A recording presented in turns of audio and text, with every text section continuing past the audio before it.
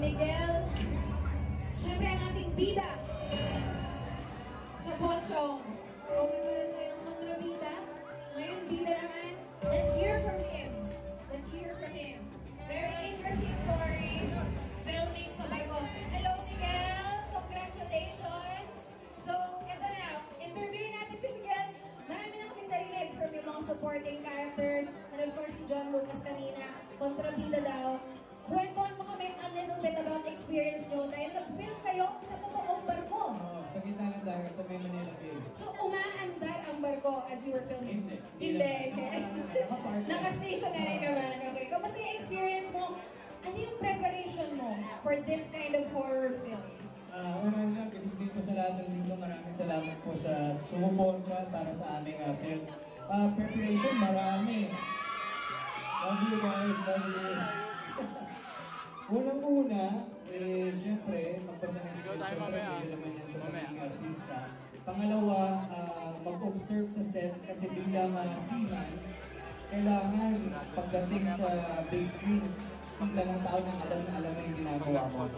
And pangatlo, simultaneous, habang sa set, nag-aaral din ako, nagtatanong kay Direk kung ano yung gusto niyang atake sa scene, and at the same time, natutunan ako as a aspiring director.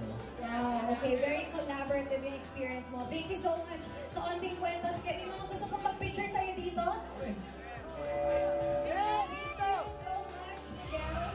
Sa onting kwento tungkol sa Pochong. Grabe, as an aspiring director, what a great learning experience to be on the set. Yeah, dito! Thank you so much, Miguel. Don't worry sa mga kasama namin. Nasa loob pa sila. Hindi sila aalis. Tuloy na natin. The forecast from Pochong. Now to continue sa susunod na episode ng KMJS na Binalaging the Movie. Let's go!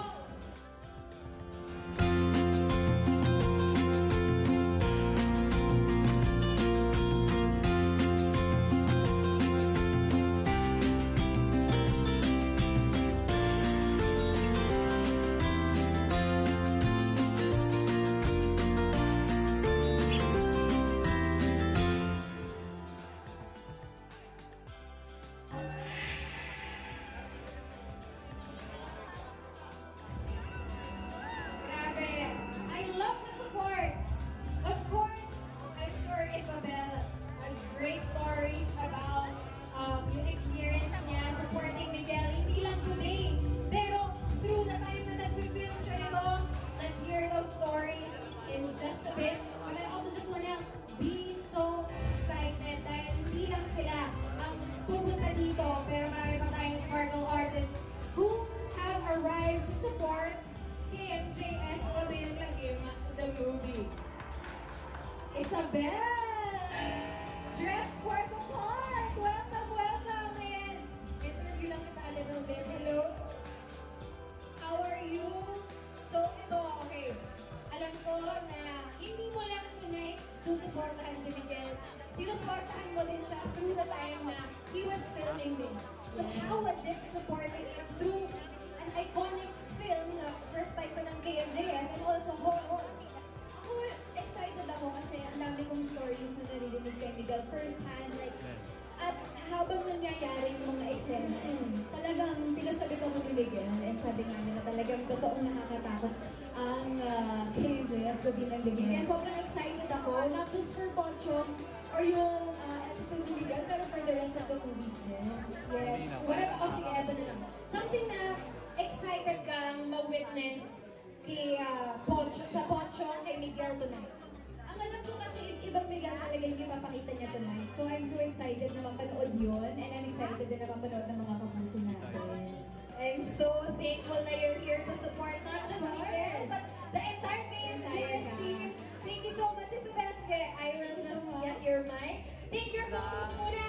Again, everybody, as you take the photos, please post them with the hashtag KMJS Binalaging the Movie and post it tagging KMJS, Kapuso and GMA Pictures. Last time. 1, 2, 3. Sobrang excited nila to see. Thank you Thank you so much for supporting. Grabe yung support ng Sparkle artists natin. Dahil hindi lang si Isabel yung dumating para supportahan si Miguel and the KMJS Kabinang Lagim the movie. We also have Kapuso Primetime Princess, Barbie Forteza!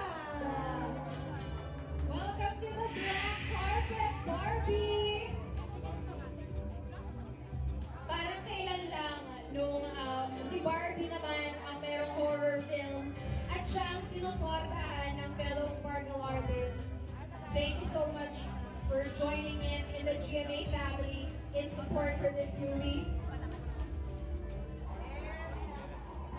As you take your photos, please remind din yung mga iimbitahan niyo pong manood na sa November 26 po ang official run ng KMJS Kabinang Lagim, the movie.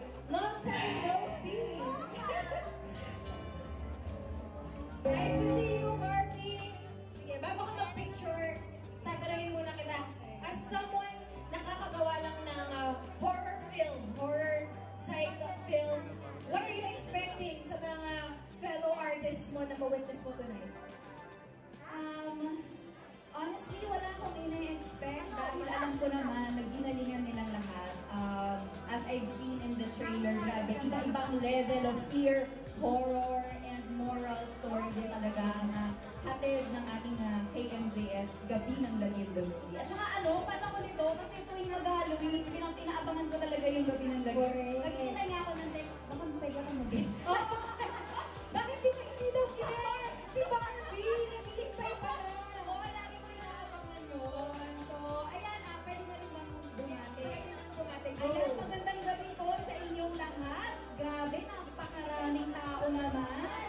Napakarami naman nag-aabang. For sure, nandito ang lahat ng fans ng aking fellow Sparkle artists na napakagagaling ding mga aktor na nandito sa pelikulang ito. At syempre, ang solid fans ng KMJS. Kaya ramdam na ramdam namin ang pagmamahal ninyong lahat. I am here to support Miss Jessica Soho, of course, and GMA Pictures. Kaya I'm very, very excited to see the movie. Thank you, Barbie, for your support. Ito ka naman, nagkumpulan na sila nung dumating ka. Ayun na nga. Yes, Pinapita ito. Yes! Okay. Before we go inside, excited ka na? May mga magpipicture ulit sa'yo dito. Sige. Kunin ko ng mic mo. Hindi lang ang ating sinusupport ko rin si Miss Jessica.